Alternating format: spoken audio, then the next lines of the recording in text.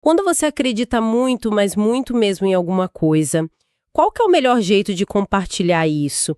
É chegar, assim, com o pé na porta, afirmando com toda certeza, a verdade é esta. Ou será que é, sei lá, abrir um espaço para uma conversa, para uma troca? Exato. E a pergunta mais complicada: uma coisa anula a outra? Pois é, essa tensão é o coração da nossa análise de hoje.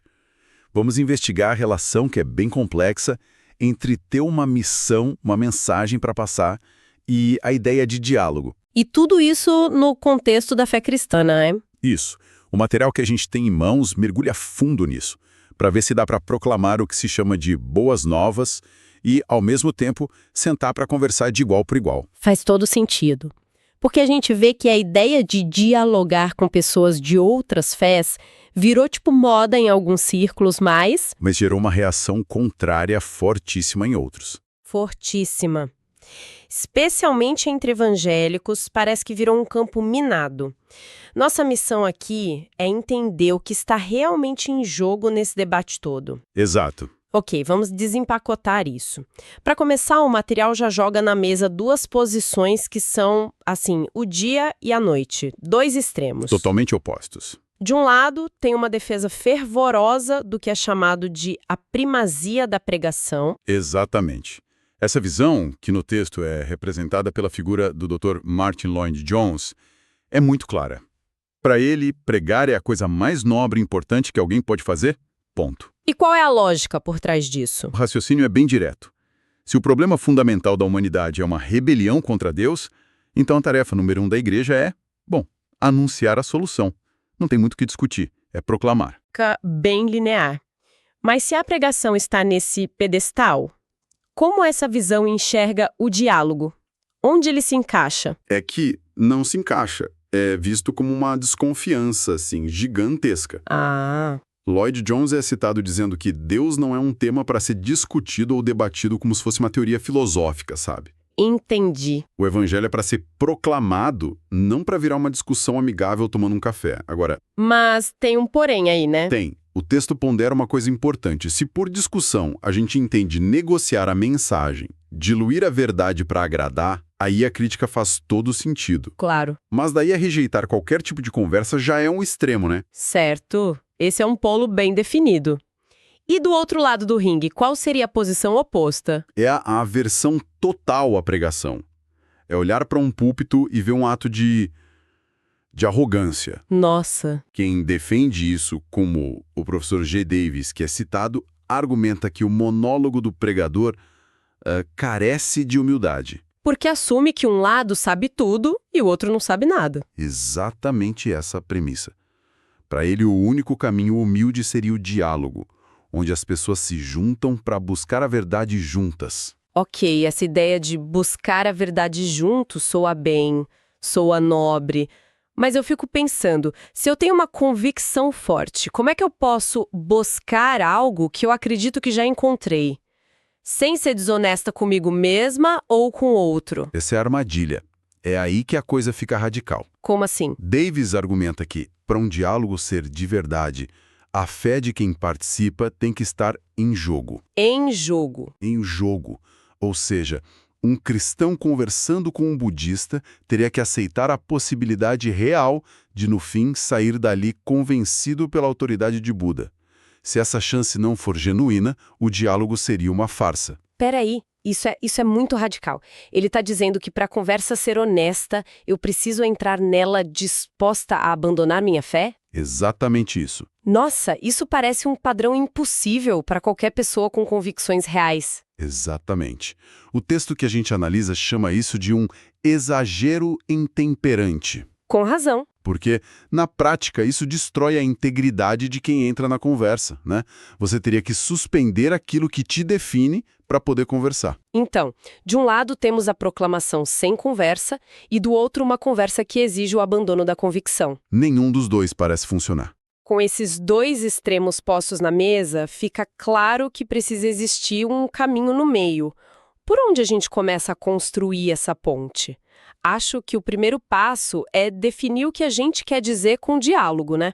Perfeito. E o material traz uma definição de um congresso lá de 1967 que é simples e ao mesmo tempo poderosa. Qual é? O diálogo é uma conversa na qual cada parte é séria em sua abordagem tanto ao assunto quanto à outra pessoa e deseja ouvir e aprender, bem como falar e instruir. Gosto disso. Ouvir e aprender, bem como falar e instruir. É uma via de mão dupla. A mágica está aí. Não é só falar. E também não é só ouvir passivamente. É uma dança. Gostei da imagem da dança. Mas essa via de mão dupla, essa troca, é uma invenção moderna, uma ideia do século XX, ou ela tem raízes mais profundas nos textos que fundamentam essa fé? E esse é um dos pontos mais fortes do argumento do texto. A resposta é que as raízes são profundíssimas. É mesmo. O exemplo começa lá em cima. O próprio Deus é apresentado como alguém que dialoga. Ele não só emite decretos, sabe? Ele ouve, ele faz perguntas, desde aquele famoso "Onde estás?" no Jardim do Éden. Faz sentido. E tem uma passagem em Isaías que é um convite direto. Vinde, pois, e arrazoemos juntos. Arrazoar juntos, raciocinar em conjunto.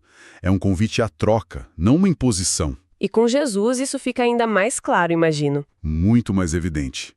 Ele é um mestre do diálogo. O texto lembra daquela cena dele no templo, ainda garoto. Sim, ouvindo-os e fazendo-lhes perguntas. Exato. Ele estava aprendendo e ensinando ao mesmo tempo. As conversas dele com o Nicodemos, com a mulher samaritana, nenhuma delas é um monólogo. São cheias de perguntas, de provocações que fazem o outro pensar. Ele não entrega as respostas de bandeja. Isso faz muito sentido para Jesus. Mas e o apóstolo Paulo? A imagem que muita gente tem dele é a do grande proclamador. O cara que chegava na cidade, subia num palanque e pronto.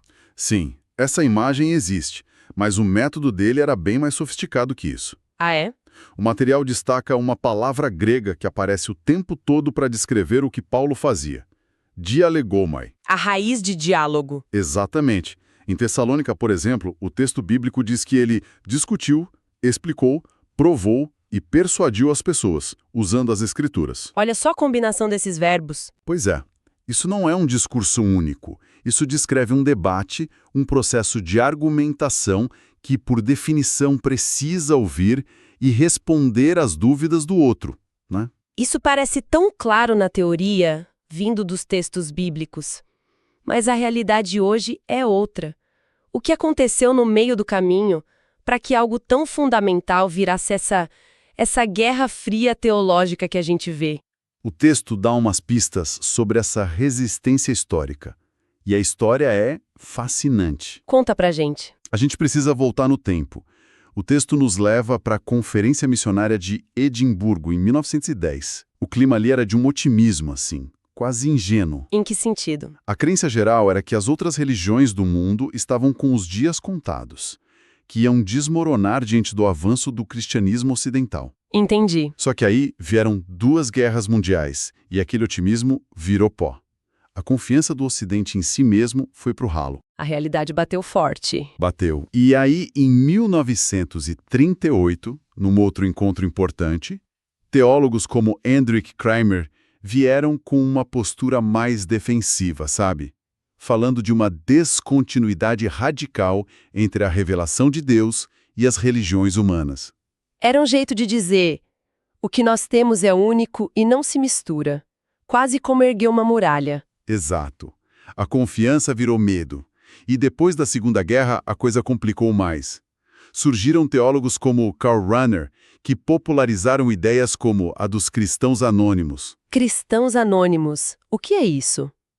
A teoria era que pessoas de outras fés poderiam ser salvas por Cristo, mesmo sem saber disso, através da sua própria religião. Nossa, isso vira o tabuleiro de cabeça para baixo. Totalmente.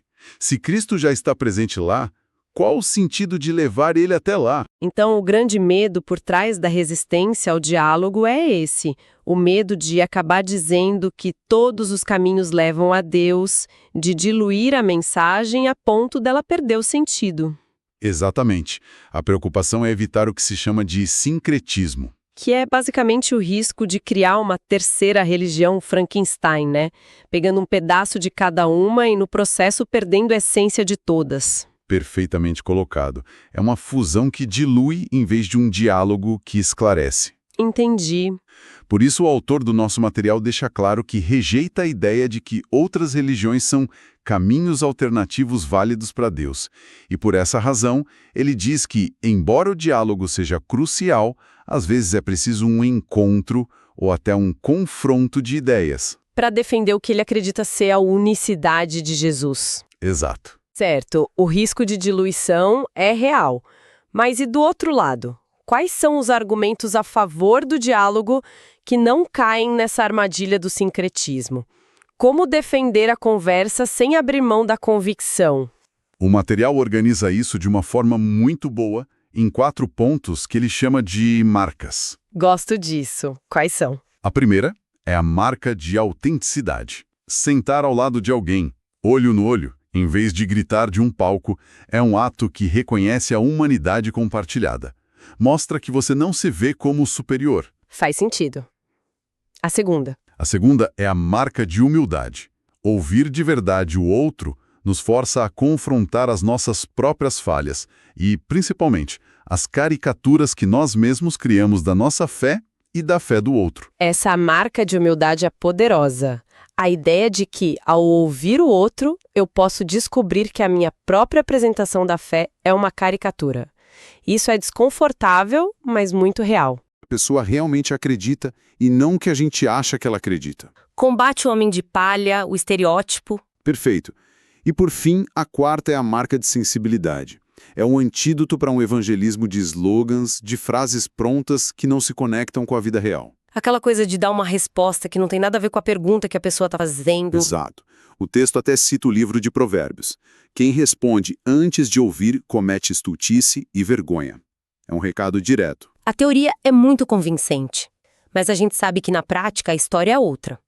Como essa abordagem funciona no mundo real? O material traz exemplos práticos. Traz sim, felizmente. E são 3 exemplos de contextos bem diferentes, o que é ótimo. Ótimo. O primeiro é de Stanley Jones em seu trabalho com hindus na Índia. Ele não promovia debates teológicos. Ele criava o que chamava de mesas redondas. Mesas redondas? Isso. Cada pessoa era convidada a falar da sua experiência com o divino, da sua caminhada. O foco era na experiência, não na doutrina. A aposta dele era que, num ambiente de respeito, a figura de Jesus se destacaria por si mesma. Interessante. Mas não soa um pouco passivo demais? Apenas esperar que Jesus se destaque? E se na conversa a experiência de outra pessoa parecer mais convincente? É uma ótima pergunta e o risco existe.